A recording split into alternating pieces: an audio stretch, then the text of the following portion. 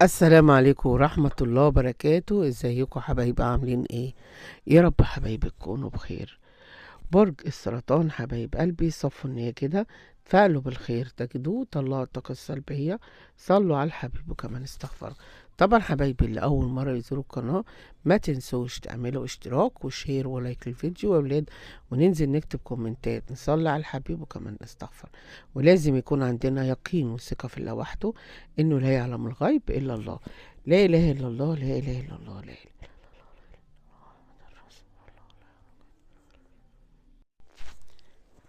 في عندك شغل جديد، في حد هيعرض لك شغل، هيكون فلوسها اكتر من اللي انت فيه في الوقت الحالي. انت ممكن تكون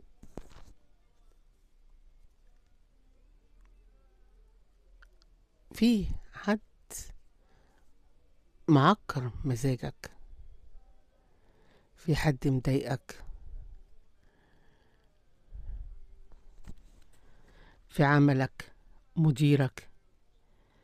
ممكن يكون شخصية شديدة، باباك مامتك، حد ماسك زمام امور فلوسك او المصاريف، او مش بيديك حريتك ان انت تصرف. لكن الشخص ده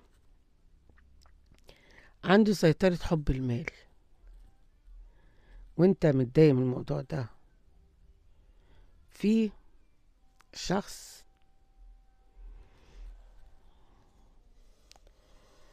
آه شخص انت مخنوق منه قوي. ممكن تكون عملت حاجة او اظهرت شيء معين غضب الشخص ده منك. ممكن الشخص ده في حياتك العامة ممكن يكون حبيب شريك، لكن انت زعلان منه قوي. بتكون أثرت الزعل بزياده، نرفزته من ناحيتك. هو كان ناوي يعتذرلك على شيء، ممكن انت عملت غضب الشخص ده التاني. انت بتمر بظروف صعبة جدا، ظروف صحية او اجهاد، بتجهد نفسك الفترة دي، او انت زعلان من حاجة قوية، في حاجة مزعلك قوي. ممكن بتفكر في علاقة ثلاثية مع الشريك بتاعك، ان هو راح لعلاقة ثلاثية او سابك وراح لعلاقة ثلاثية.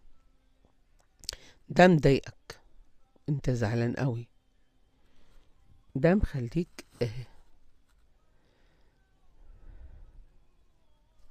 وده وجعك وتعبك. ممكن تكون ضايق من العلاقة دي، في فلوس جايلك، هتتعرف على شخص جديد، هتدخل شخصية جديدة في حياتك. ممكن تكون العزاب، في ناس عندكم فيها مشكلة في العلاقة الثلاثية وفيها زعل وغضب.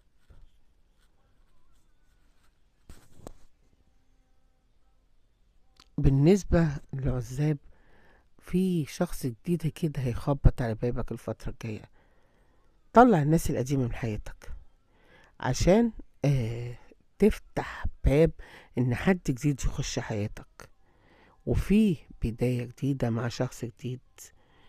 بداية علاقة، حاجة جديدة قوي.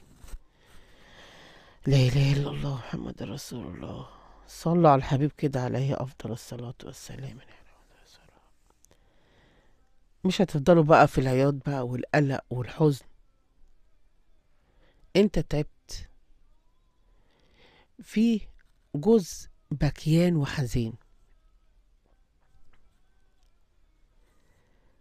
زعلان من حاجة معينة، تقفل بابك عليك وتبكي. ولكن انت بتدار بكائك ده الفترة دي، وغضبت قوي، زعلت قوي، اتألمت، حاجات مرت عليك الفترة اللي فاتت. ممكن من بعد شخص عنك، ممكن من حاجة حصلت الفترة اللي فاتت خلتك متألم ألم وساكت، ما بتقولش لحد. انت بتحاول وتطلع وتعمل شفاء لنفسك من حاجة مؤلمة الفترة دي. الحاجة دي لسه طاسة من فترة صغيرة، حد غدر بيك، حد طعنك بشيء، مدكش مقدمة، في عندك تعويض كبير. حد غدر بيك ماديا، خرج من حياتك، في تعويض ليك مادي وتعويض معنوي وشفاء، والتعويض شخص بإذن الله. انت ما شاء الله مسك حاجة كده حلوة في ايديك، عندك تعويض من فرصة وتعويض من عند ربنا بإذن رب العالمين.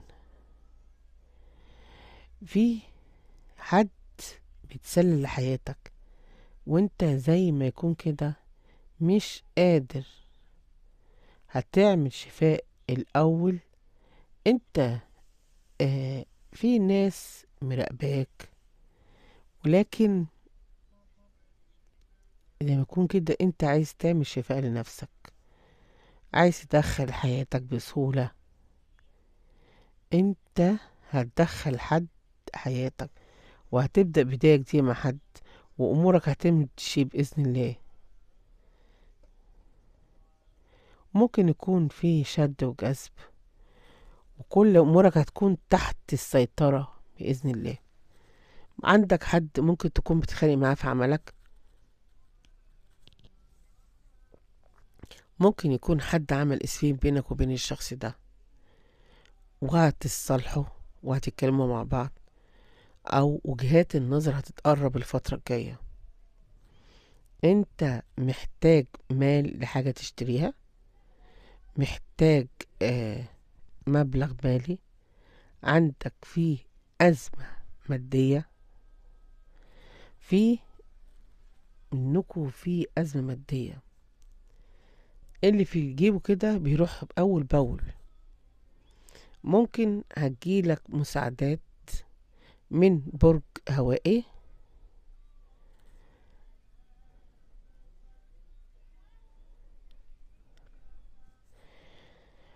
لا إله إلا الله محمد رسول الله، وبرج كمان الأبراج النارية، وبرضو من الأبراج المائية، لا إله إلا الله. انت ممكن تحضر مشكلة بينك وبين العائلة أو حد قريب منك، هتكون انت هتحل جزء من المشكلة دي. انت مستني نجاح أشخاص، أو انت هتسمع زغروطة حلوة كده في النجاح ده. انت مستني حد كده بيعمل دراسات، انت مستني نجاح حد شخص، وانت رافع ايديك.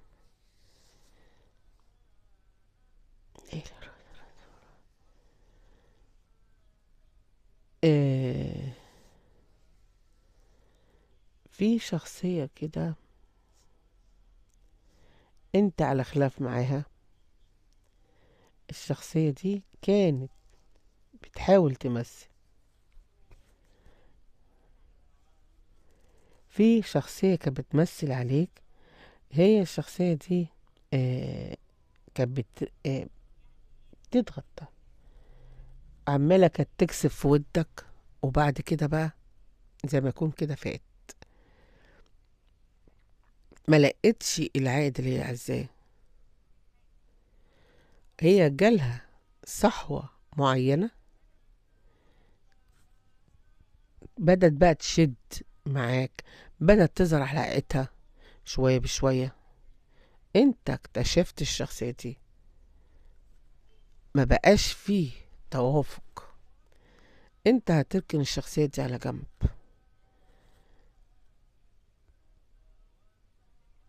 هتحطها على جنب، وبعد ما تحطها على جنب انت ممكن تدخل حد في